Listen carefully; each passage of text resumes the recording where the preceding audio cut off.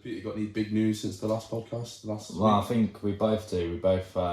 We mentioned at the end of the last podcast that we did a jiu-jitsu competition at the weekend. Went up to Leeds and spent the weekend there, competed. Me, you and Michael. Drove up on Friday evening. To be fair, it took quite a while to get there, but on the way back we seemed to take less time.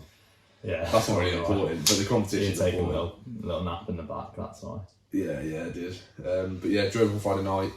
Had a nice evening Friday. Then went to the competition Monday morning. I think we got there about Saturday morning. Yeah, Saturday morning. I think we got there 10:30. Yeah, I got to comp about 10:30. So my first bout was supposed to be at 11:30. Got pushed back a bit, and you have to be there an hour early for weigh-ins. Yeah. So I got there for about 10:30. And start the day. So how were you feeling going into the competition? Obviously, leading up to the competition, you'd been quite busy, so you hadn't been in the training room too much. Yeah, I don't. What's your thoughts going into the competition? I don't know. I had a sort of confidence about going into the competition because of the fact that I hadn't trained in 2 months. So the confidence kind of came from the fact that because I've not trained, I've got no expectations, so I've got nothing to lose. Yeah, exactly. So I had a nice time going into it and being like, alright, I've got no fears about this. Yeah. So I was kind of happy. And then during the competition, it was a bit expected that I was going to lose. Yeah. The first match I had against the person who beat me in my first competition. Yeah. So back in March or April, I think it was April, I had 3 matches in that competition. And one of the ones the only one I lost was this guy called Adam Dillon. Yeah. He was my first match on Saturday.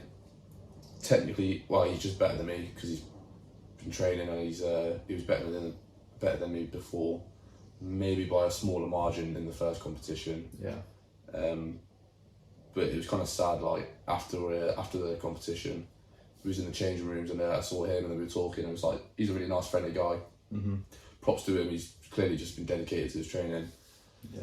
But it was kind of he's in good shape. He's clearly been going training every day. It's something I almost aspire to be. Yeah. And I felt like I just let myself down because I just didn't train. Not training. Yeah, so there wasn't really a sadness about losing. It was more of a sadness of just not preparing. Yeah. It's an interesting thing. Do you reckon there was a bit of a psychological thing going into it, considering he's your last opponent, or maybe because you've gone against him before, even though you lost, maybe that'll give you a bit of comfort because you know what he's like. Yeah. As opposed to going into it not knowing your opponents at all. Yeah, I mean the first match we had, he got a few points at me. I think it was back in April, and basically just had me in mount, and I just couldn't get him off my mount. Yeah. And then it kind of just dragged on the match, so he beat me on points that time. I think he beat me on points this one as well. But in this one, he had a few more opportunities to submit me, and I escaped them thankfully. But I thought maybe I know his game, but he definitely upped his game because he wasn't just staying on mount and trying to gain points and maintain the points. He was actually trying to submit me and make me block in, make me suffer, not in a brutal way, in a competition way. But yeah. So it was right there. I was surprised I wasn't.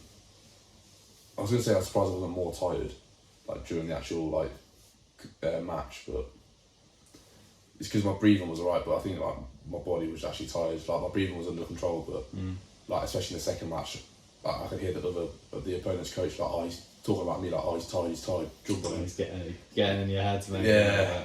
But I was had to loud coaches the second match, they kept shouting stuff. Yeah, so I didn't really feel like the cardio was a bad thing. It was just the skill. I just wasn't fine-tuned. Yeah, it's one of those, it feels like, obviously mindset has its role to play and fitness, but at the end of the day, it's a game of skill, and when there's enough skill difference, and it's difficult to overcome. I mean, the beauty about Jiu-Jitsu is like every sport, it is a game of skill, but I feel like there's I was going to say very few sports, but I don't know about that, definitely for Jiu-Jitsu, the game of skill only comes down to skill and preparation.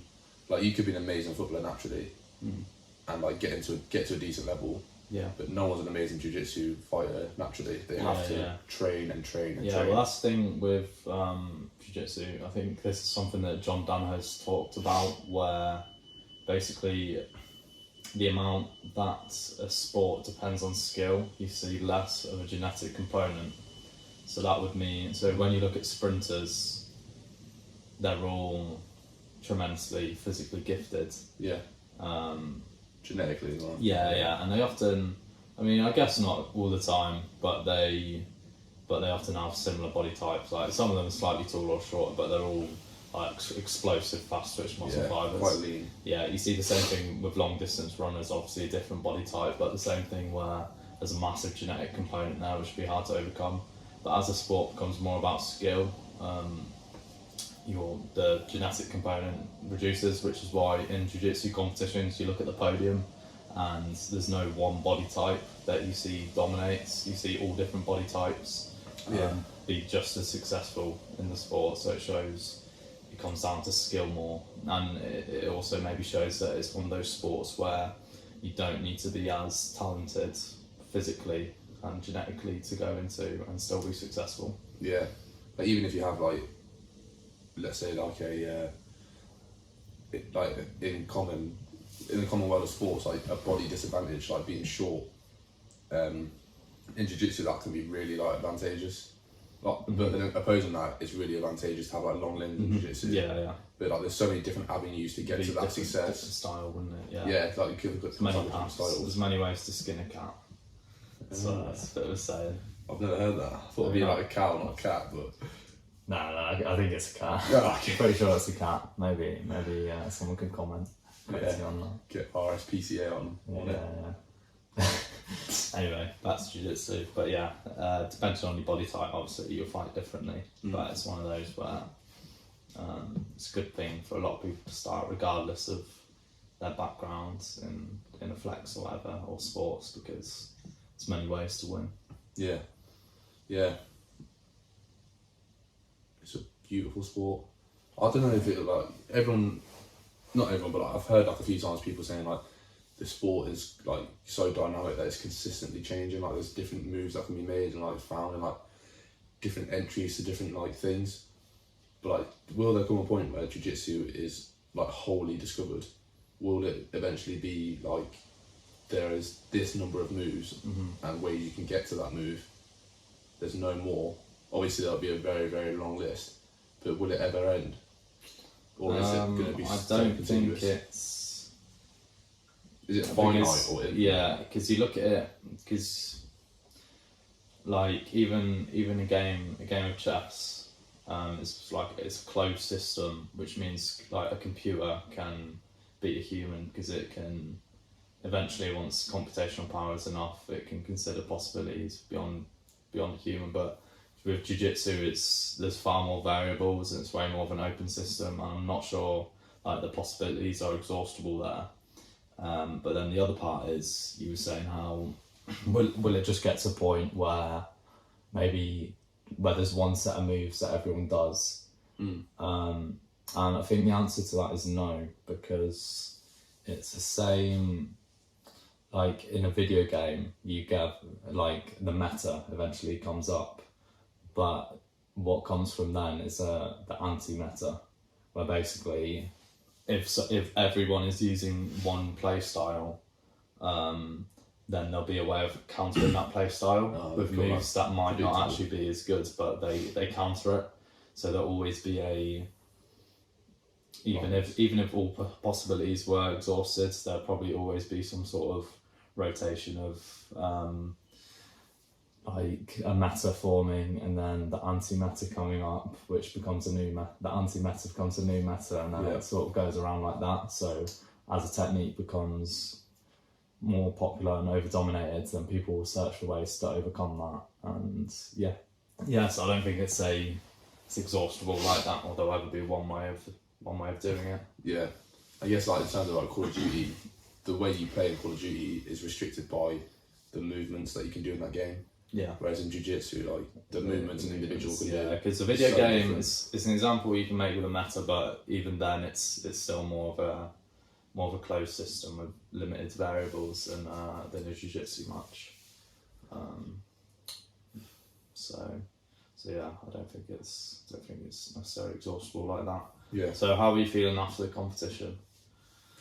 It felt good. It felt fun to get back into that environment of seeing people like just being comfortable, sitting on the floor, stretching out, and like just focusing on their body and just getting themselves in the moment of relaxing, but also at the same time pumping themselves up. Like, it's just a nice being in that environment. I've not been for so long. It's an interesting dynamic that this is something we're talking about, and I was asking Michael and trying to get some different thoughts on it about whether when you're competing you want to be hyped up and like angry and aggressive, or you want to be too calm. You want to be really relaxed and calm.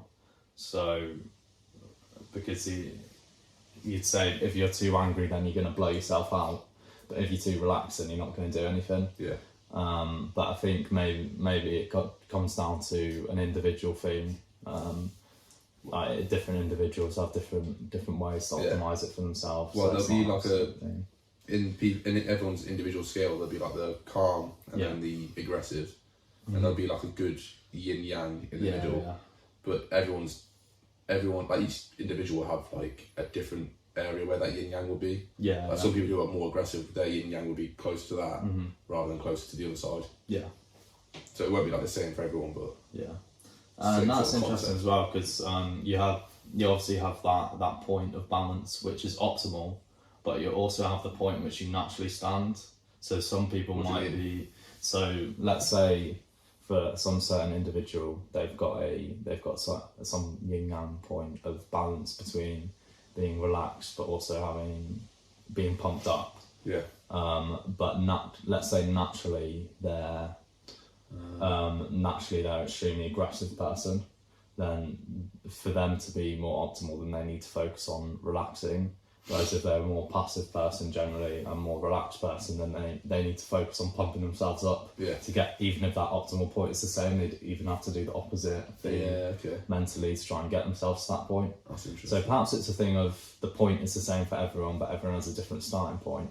Or maybe everyone has a different starting point and the optimal point is different for everyone. So, but either way, I think it comes down to a thing of, it's an individual thing, which I guess you have to go and experiment with.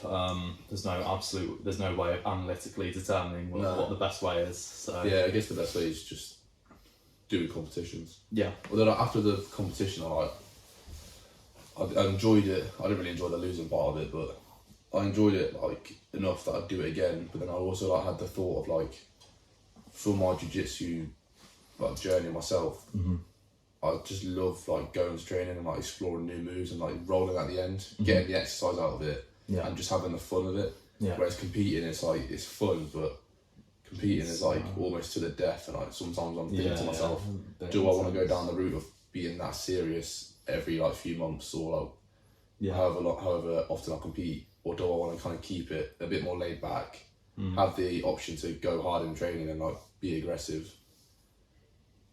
So I don't know where I'd find that balance. I guess competing should be done because that's the only way you can test your skills realistically. It holds you accountable, really. Yeah. I want to find the balance of like, if I do compete, it kind of reminds me of what happened with rugby. Like I enjoyed rugby, but I stopped loving it because I just couldn't be asked to like play matches every single weekend and like do the whole thing of it being like a proper like conditioned sport. I just liked it for the fun of it and the recreation of it. Yeah. And I feel like that with jiu-jitsu, and I did like competing the 2 times I have. Yeah. But I don't want to like let myself compete too often and then it become a bit more of a job rather than a love. Yeah. Well, what I was about to say was that that this jiu-jitsu guy says that in a competition it can be like 2 months worth of learning in a day, like. And I've found that from my competitions because I feel like it exposes things very clearly, which it might have taken me months of training to actually realise the problems. So that's one element to it. but obviously it's an individual thing of where you want to take it, because some people, I guess particularly older people who start, like, have no interest in competing and they just want to do it as a hobby, and or for whatever reason they want to do it. Yeah, but exercise, self-defense. Yeah, but they have no interest in competing as time goes on. But which doesn't mean they won't be amazing. Like some purple belts or brown belts are probably like never competed. They've just been in the same gym for years. Yeah. But then obviously I guess that's something you got to decide for yourself. Yeah. I guess there's no rush with it. I mean, no, I you think can decide to not compete. Try and do one of those competitions you won about the other day. Yeah. Maybe not a September one, because I sort of want to have a bit of time to get into the swing of things. Yeah. But then again, I might as well just throw myself back in again, because I'll have a few weeks of training before. Yeah. At least. But I like that. 2 months of, it could be like X amount of training in one day of competition. The September one is, I think it's just like white belt category. There's no like beginner or. Oh really? Yeah. Oh right. So let's get these strikes. Yeah. Nah, I mean, yeah, I think it is. So we could be against each other. Although I think the weight class is a bit different. So let's get the same weight. Let's get the same weight. Yeah, I could do. Nah, I wouldn't want to compete with you. Yeah. I don't know if I want you to compete with me either.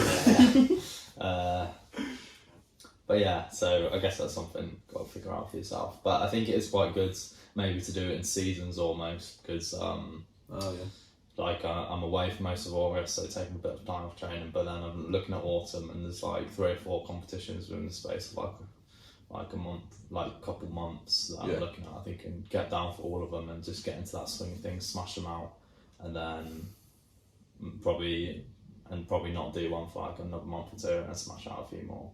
But we'll see which ones come up. But I think there's definitely some value in just smashing them out. But obviously it's good to be training before you go into like have consistent training. But it motivates you to train as well. Yeah, like for the first one I definitely was motivated to train more often than I would. For the second one, I think there was very easy excuses of like being away on holiday, having a job now, so can't make sure I go to this Tuesday session every time or whatever session. But I still have days off that I could have made training. Yeah. So I need to hold myself more accountable. Yeah. Remember the feeling of what it's like to be made someone's bitch in front of everyone. Yeah. Feeling we both know too well. Yeah.